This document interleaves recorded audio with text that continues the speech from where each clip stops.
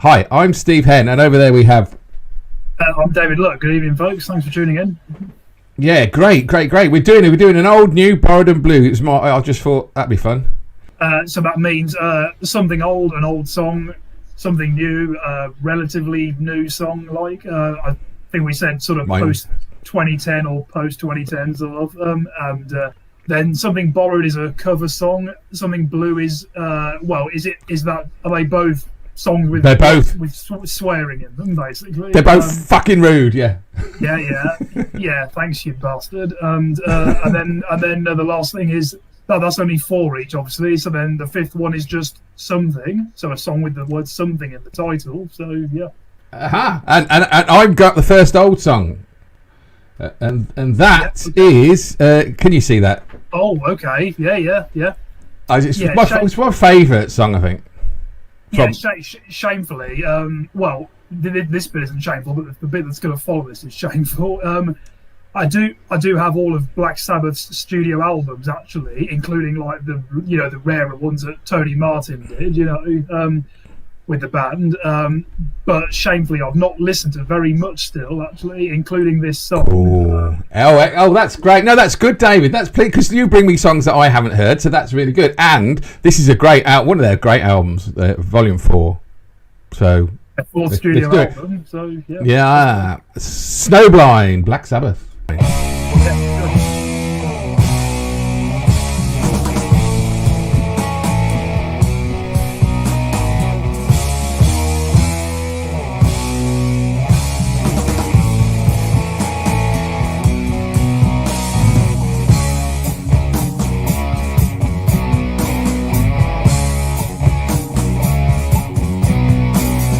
What you get and what you see me.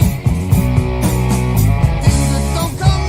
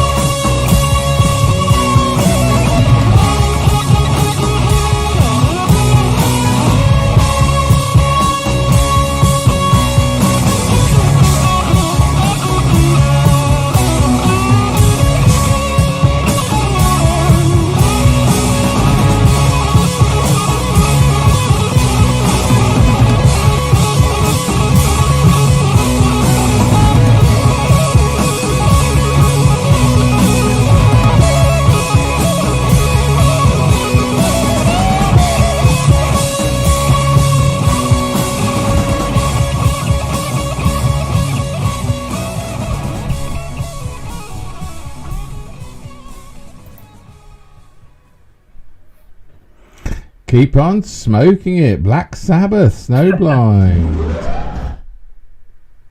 Sorry, somebody's just come down in the lift. Apologise. Yeah. No, that's nice, isn't it? Yeah. I was going to say, is it about drugs, that song? Like sort of white powder or something. Yeah, like snow. it's snowflake and up in my vein. But yeah, that great guitar sound of Tony Iommi, and stuff. Yeah, it's great. Yeah, and some nice vocals from Ozzy as well in that. And I thought that the guitar solos were great. It sounded really, really great. I thought that there's an interesting section in the middle as well, where the rhythm was kind of changed, and then it kind of changed suddenly, and then suddenly changed back again. But it didn't feel like out of place. No. Really. It just no, that's nice though. Yeah, that's really nice. Yeah, and also I'm sure I've read once because this is their fourth studio album, obviously. I'm sure I read that the third one they done, which is Master of Reality. I'm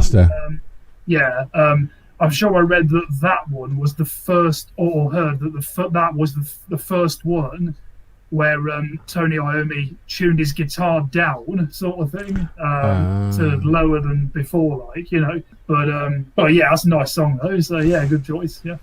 But of course, it's a good choice because it's a great album. That is a great. And the first time I heard that song, it blew my balls off again because it is terrific-tastic. It's got some great dirty riff in it, and the guitaring all the way through it is snowblind.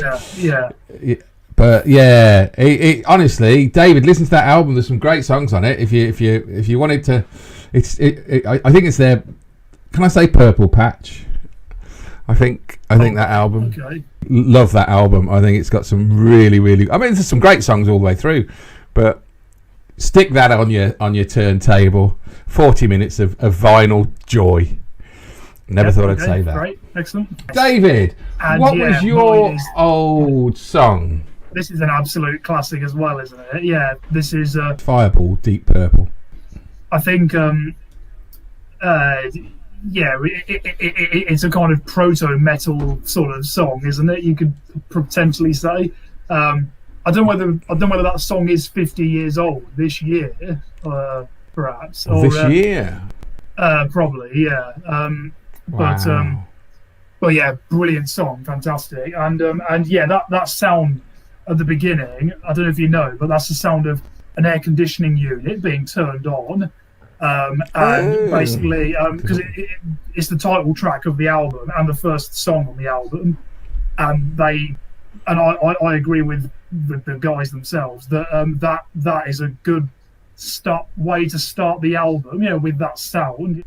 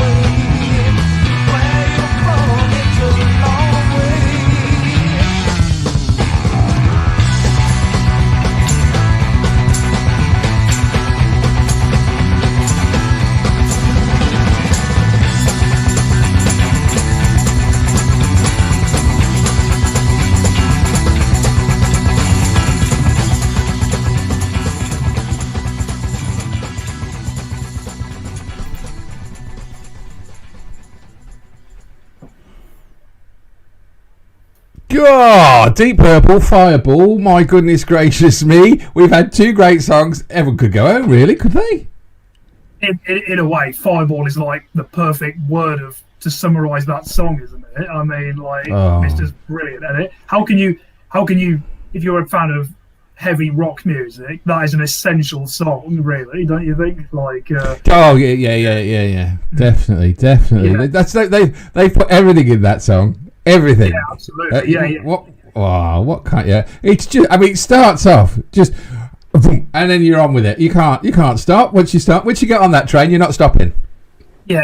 Like I said, John Lord said that he loves that this track sort of thing. He said Richie Blackmore loved playing fast and challenging the rest of the band, and he also said about how on this track how good Ian Pace's drumming is as well. Yeah, definitely brilliant. So yeah, like. Yeah. That's it. You know, I saw Pacey a few times, and he never looked like a drummer when I used to see him, because he was like, really? he looked like an accountant, but he used to knock the SH1T out of them. Yeah. Oh, right, okay. Great drumming. Yeah. And John Lord, because I think they were in Whitesnake for a long time, Pacey and Lord together. And, I saw him a few times. We'll be listening to some Gillan later. Oh, okay, very nice. Yeah. I didn't realise that you'd chosen a D and I'd chosen a Gillan song, and I don't see them together in that respect. But that was Fireball, Deep Purple, which was our two old songs. We had Black Sabbath and Deep Purple, and now we're going to the new songs. But if you listen to those two songs there, how are you going to say we can't have two songs that are better than the old songs? Or do we? No, I think we're gonna give the oldies a run for the money. Yeah, this brilliant band, yes. This brilliant band. Actually, I didn't realise they snuck in a new album when I wasn't looking 2 months ago. Well, their first album, their debut album, was actually released in April. I'm going to say 23rd, and this is the second track off their new album, The Wire by Dirty Honey.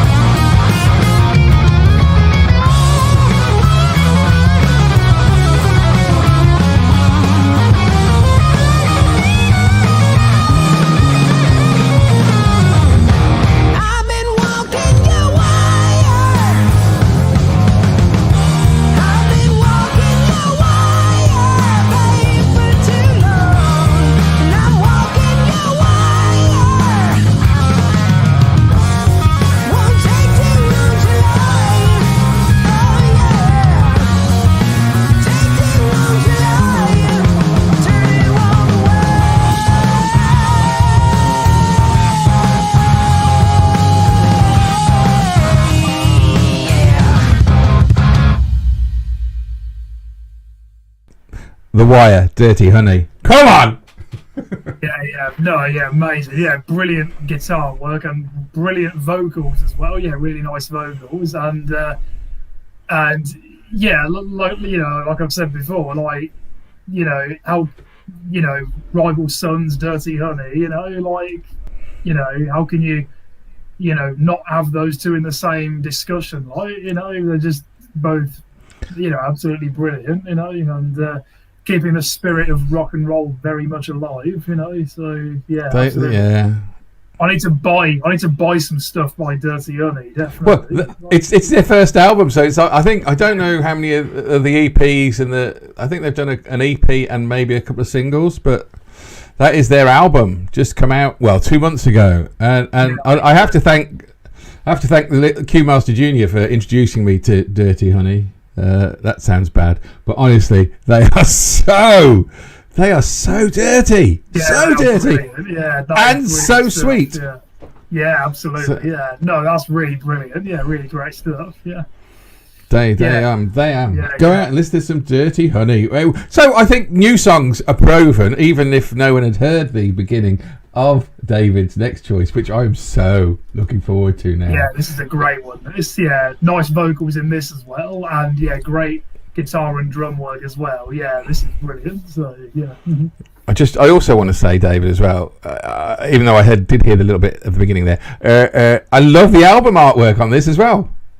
Yeah, it's nice, isn't it? Yeah. Vengeance really Falls, nice. the album's called. Yeah, so yeah.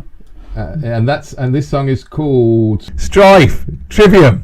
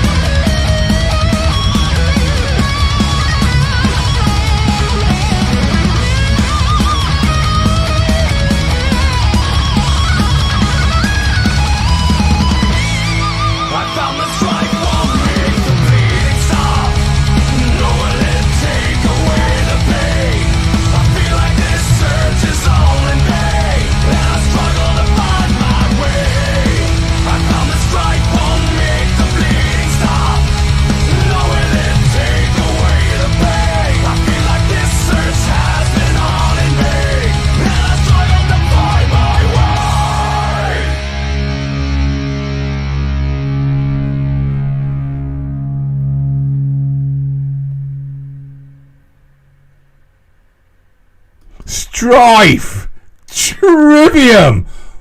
Oh, oh. Well, I hearted that about 10 seconds in. That, wow. I don't know where to start. I love listening to stuff like that I've never heard before, and it blows every part of my mind. That one, I love the guitarist. I had to look at the guitarist. He's called Corey King, Bella Louie. What I love about that guitaring is there was really dirty guitaring, but then there was some little frills underneath it, and I love guitars with dirty guitars and a little bit of frills. But that was brilliant. Thank you, David. I don't think I can say anything else, but I loved it. Yeah, amazing. Yeah, I love the vocals as well, like in the chorus and stuff. Yeah, and there's some amazing drumming in that as well. And everything about it. Everything. I loved everything. But yeah, it's just brilliant, and amazing. I can't believe that. I love the fact. That you can throw music at me that is from 2020, 2010, 2012, 2000s, and like I have not heard it, and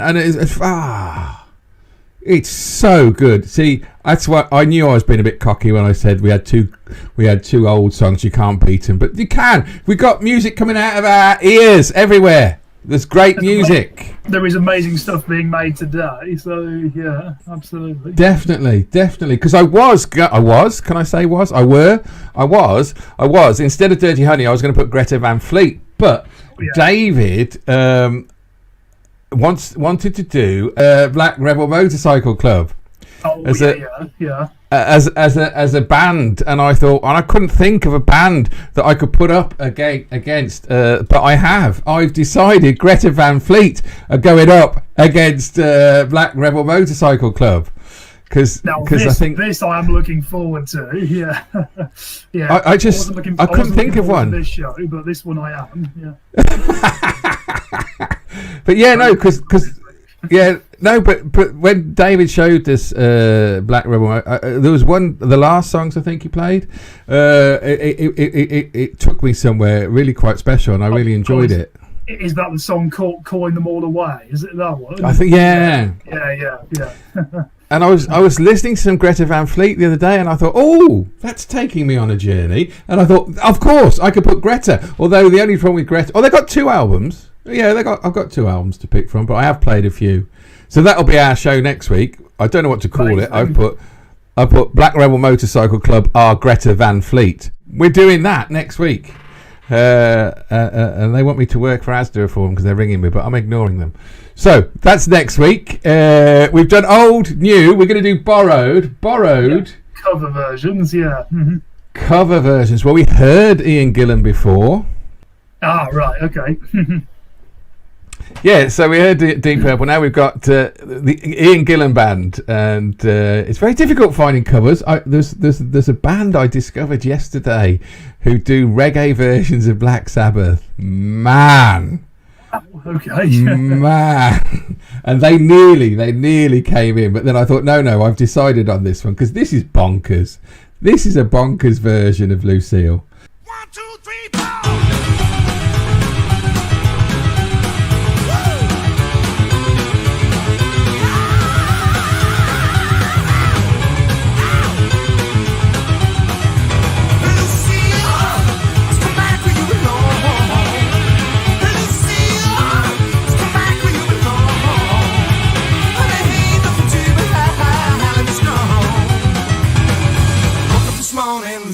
Side and print the battle with all the little time to see come back where you belong. But it ain't nothing to be right and strong.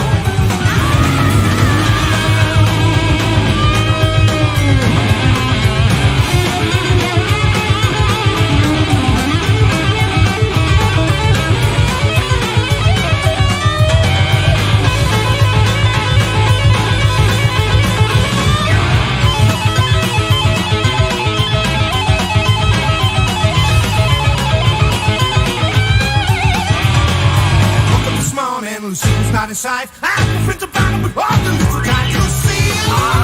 Come back where you belong. And I ain't nothing to be hide and strong.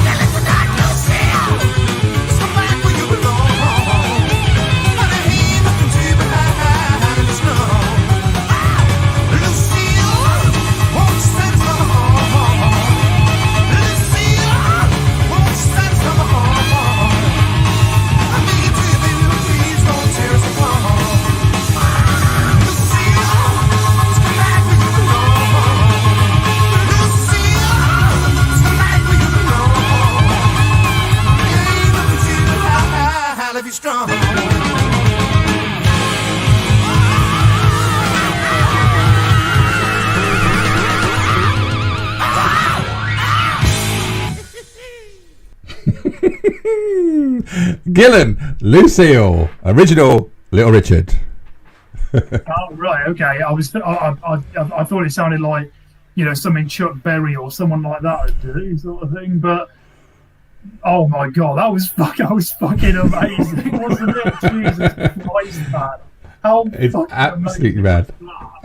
Oh my god! Is the original a little bit slower than that? Or... It is, but I still, Little Richard was mad on the piano as well. Like, so, like, there is, okay. you could, there is. I mean, you're never going to get it faster than that. Well, you probably could, but like, it is quite fast normally, but not as fast. The piano work in that was insane. Like, and yeah, brilliant guitar work as well, fantastic, and amazing vocals as well from the man himself. Yeah. Oh my god. Definitely. That was amazing. That was absolutely amazing. I do believe. I'm not sure, but I'm going to say this. But I'm not sure. People, you'll have to find out for yourselves on something. But that album was released as a double album, but only for the first 500. I don't know how many people they did it, but it was like there was a special album inside called For Gillan Fans Only. So it was like an extra vinyl that was for the first, I don't know how many people bought it. And I'm going to say that Lucille was on the for Gillan Fans Only part of that album, but I could be making it up, David. I could look it up and put it on as a confirmer. That was so amazing. So who on that song? Do you know who the guitar and piano players are in that? Or I think.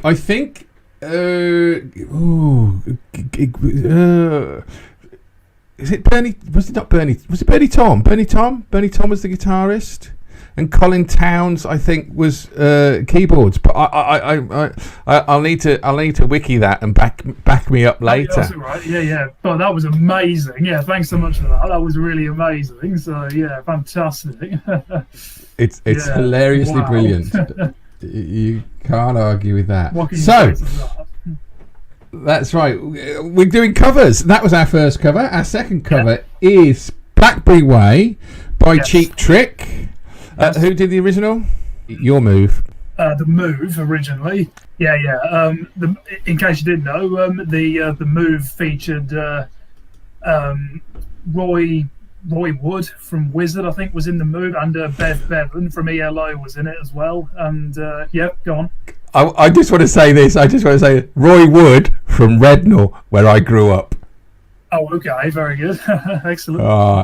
Rednall's just a little spot on the map, mate. It's just a small. Even though Tolkien spent his school days there as well in Rednall. It's a nice cover, very nice. Yeah. Blackberry Way.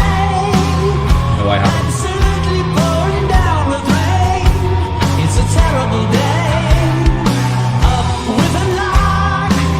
Silly girl, I don't know what to say. She was running away. So now I'm standing on the corner, lost in the things that I said. What am I supposed to do now?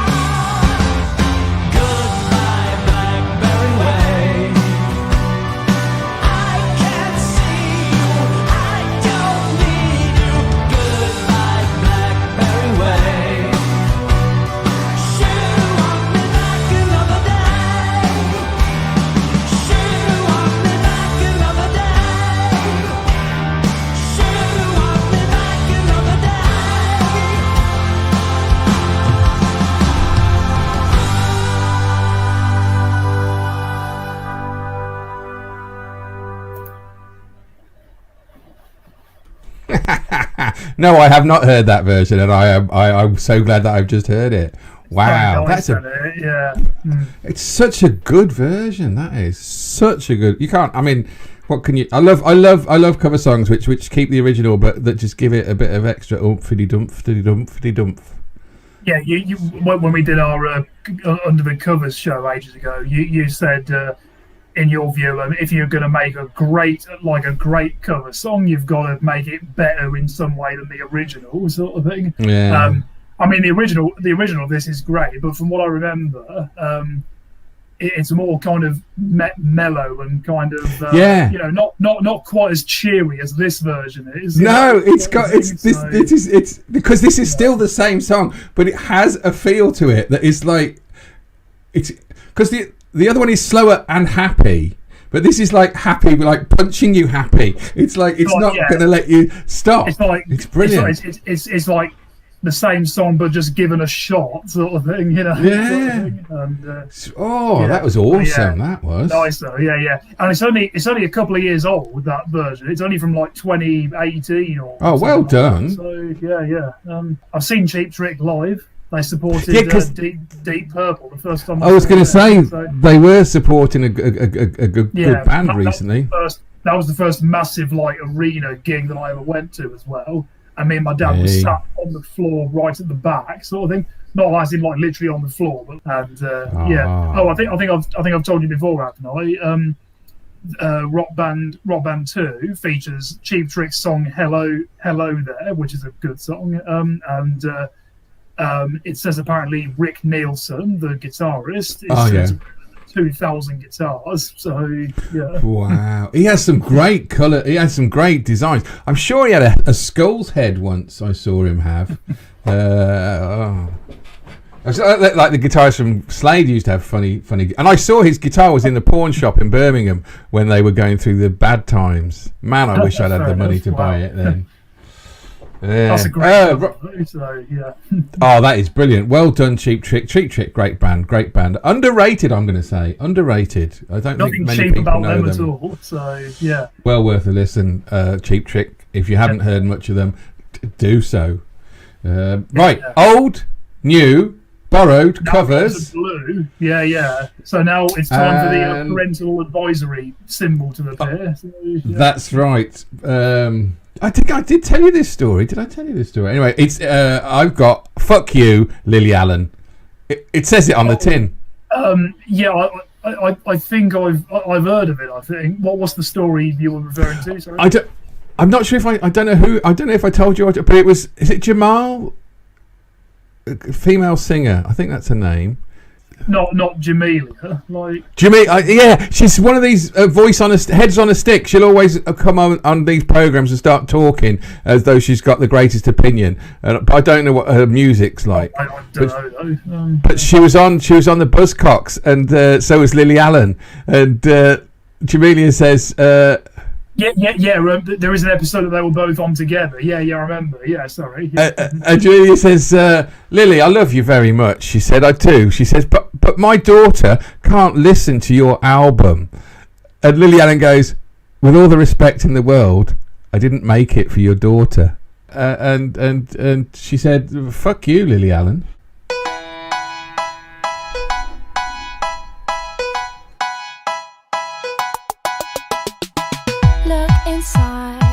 Look inside your tiny mind, then look a bit harder.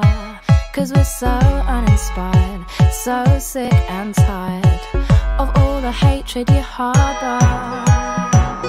So you say it's not okay to be gay. Well, I think you're just evil. You're just some racist who can't tie my laces. Your point of view is medieval.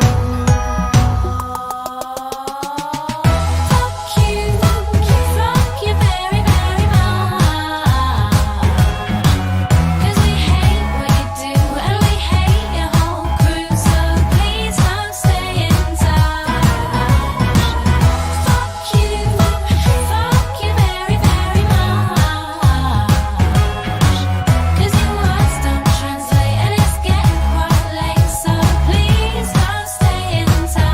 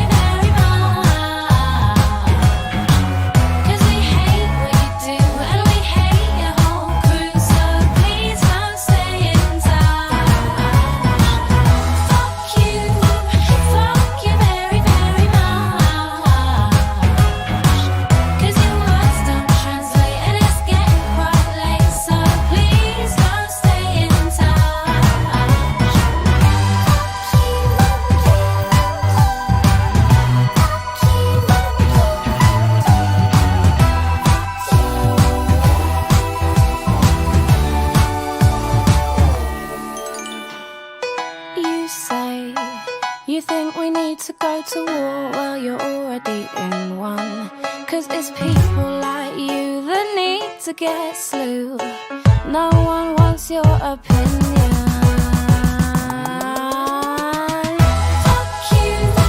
Fuck you very, very much. 'Cause we hate what you do and we hate your whole crew. So please don't stay in touch. Fuck you very, very much. 'Cause your words don't translate and it's getting quite late. So please don't stay in touch.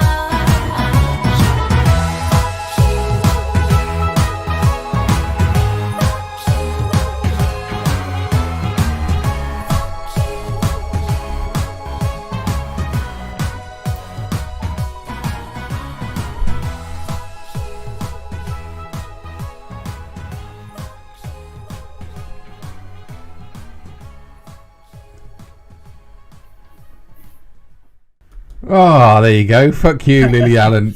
It's Yeah, funny. yeah. No offense to Lily Allen, of course, but it sounds like that's kind of a bit of a jokey sort of song, sort of thing. Yeah. Oh no. It's clever because it is a joke, but it's like the message behind the lyrics are brilliant.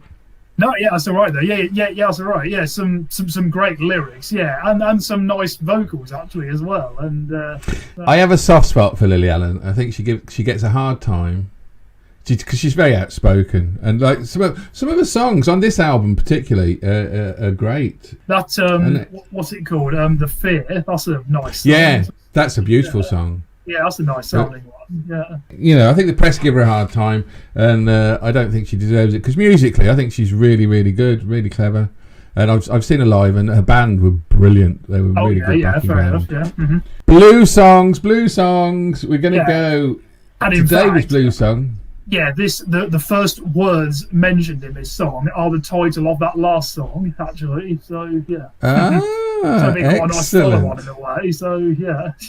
I would think so, unless you're calling me a tool. Hush. No.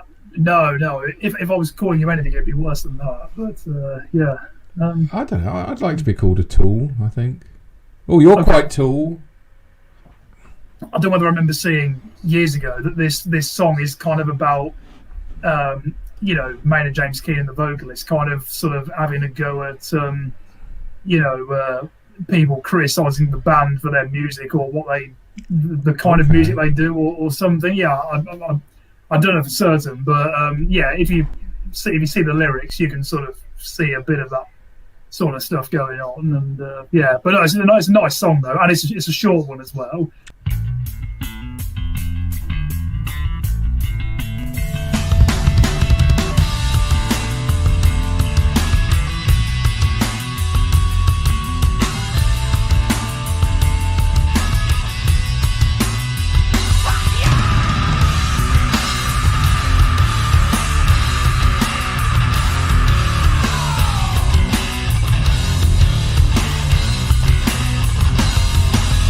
I can't say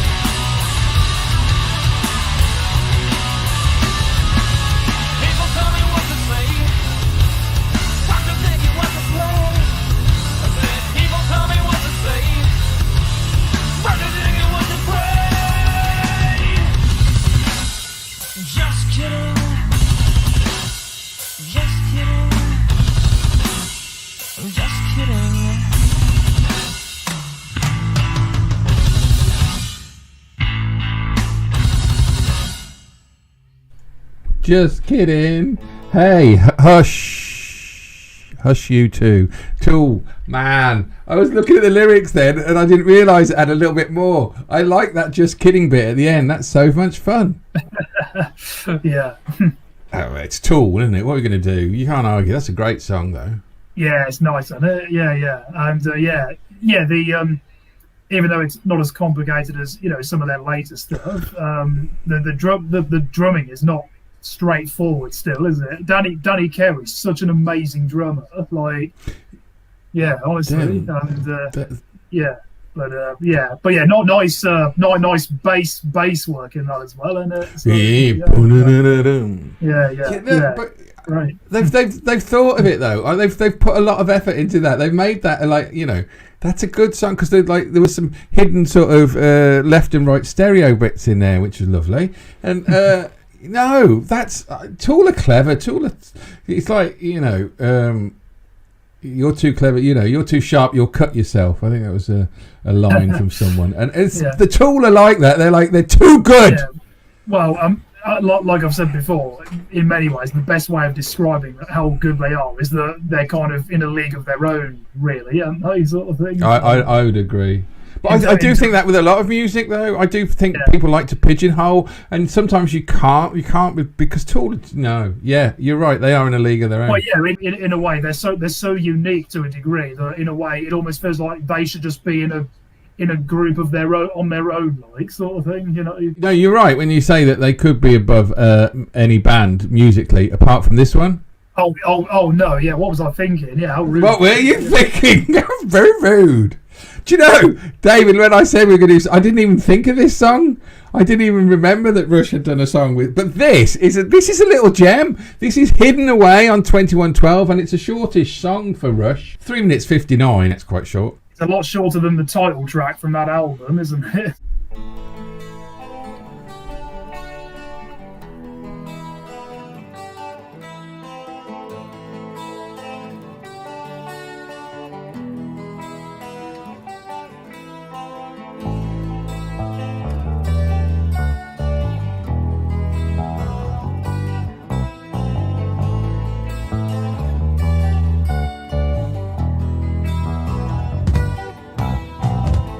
Waiting for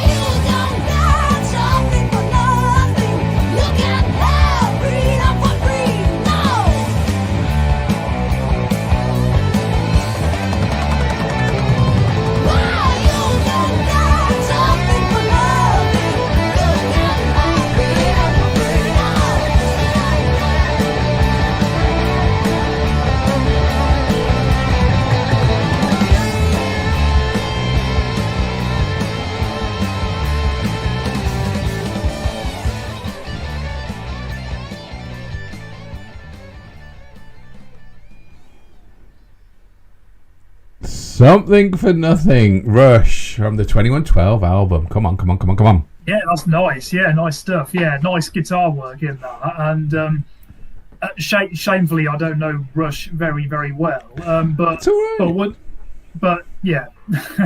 I like him through Green Teeth. Yeah. No, because I love him, and I know that I can't help myself. Yeah. No. Like I said, I've got quite a few of their albums, but again, I've listened to a lot less of what I own, sort of thing, than what I do own. Anyway, you know what I mean. Yes. But I was just going to say, listening to that, knowing as much about Rush as you do you think it's fair to say that song, as Rush songs go, vocally, that's quite heavy for Rush? Do you think? Or... That's a good question, and how can I answer it? Right, because this album, this album is like,